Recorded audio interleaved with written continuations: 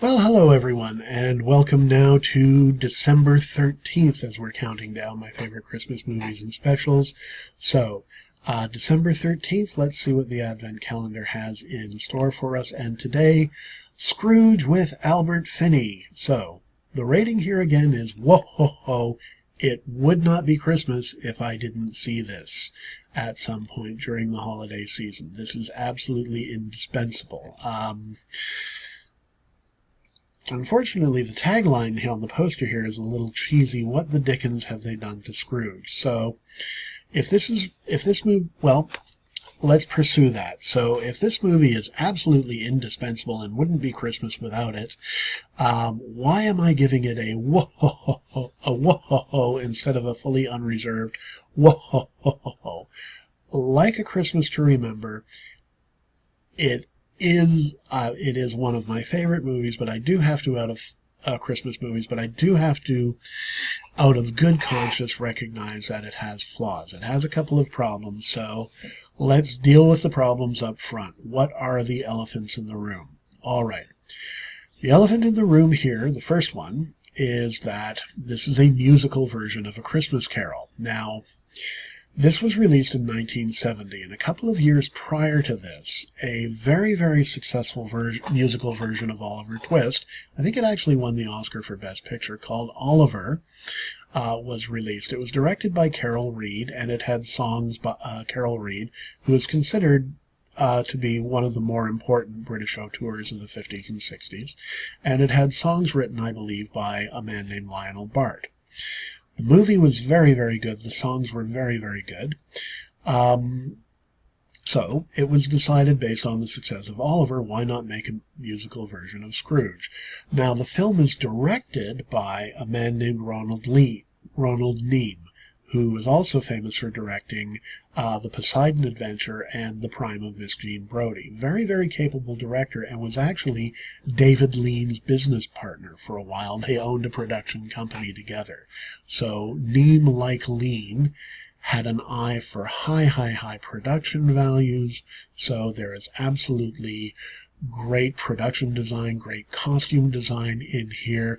And like Lean, Neame is a real cineast. He really knows how to compose shots and fill his frame.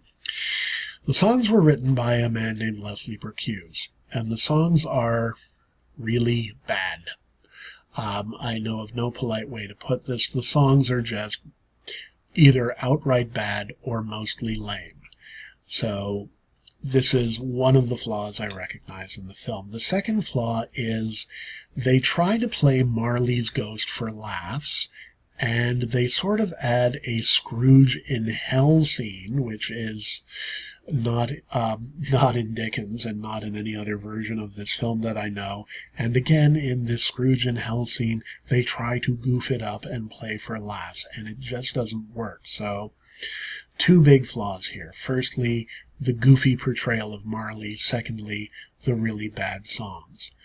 What does make this wonderful is Albert Finney's performance as Scrooge. Now, I had said earlier that if you look at the interpretations of Scrooge, Reginald Owen plays him as a crusty old fart. He just needs his memory jogged a little bit.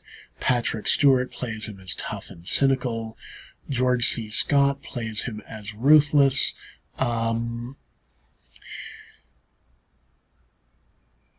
Finney plays Scrooge as somebody who has been damaged in love.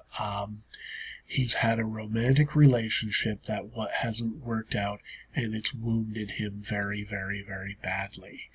And because of the loss of this relationship, he's shut himself off and can't relate to people anymore. So all he relates to is money.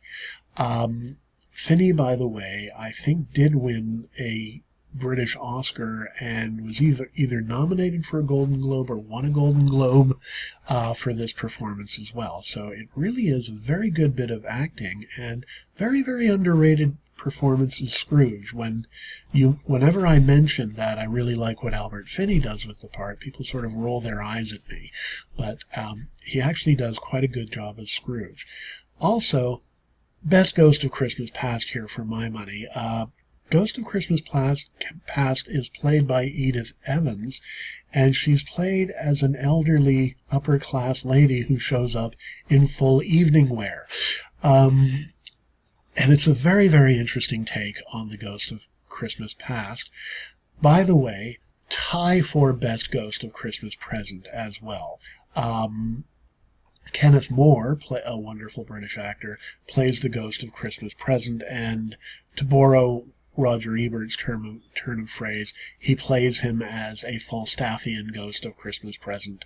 Bring on the wine, bring on the song, bring on the drink, bring on the food. And just enjoy every possible pleasure of the flesh that you can, seems to be what's going on with this Ghost of Christmas Present. He also gets a little snippy with Scrooge, but it's in more of a humorous, ironic fashion, so it's great fun to watch. Absolutely wouldn't. On the whole, this is a very, very good adaptation of A Christmas Carol. If you can excuse the bad songs and the goofing up of Marley, wouldn't be Christmas without it. Do recommend. At any rate, hope you've enjoyed this mini review, and I look forward to seeing you tomorrow, as we're now less than 2 weeks before Christmas.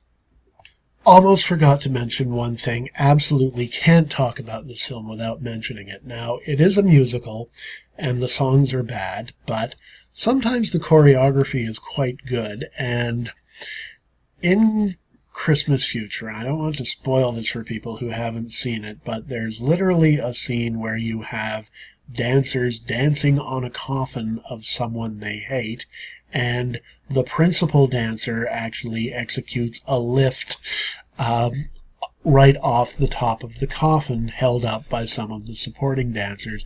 Absolutely the most, what's the word I'm looking for, black, dark, perverse, twisted dance number I've ever seen in an opulent musical in a film. That alone makes the film worth watching. Had to mention that before I signed off. Anyway, look forward to seeing you tomorrow.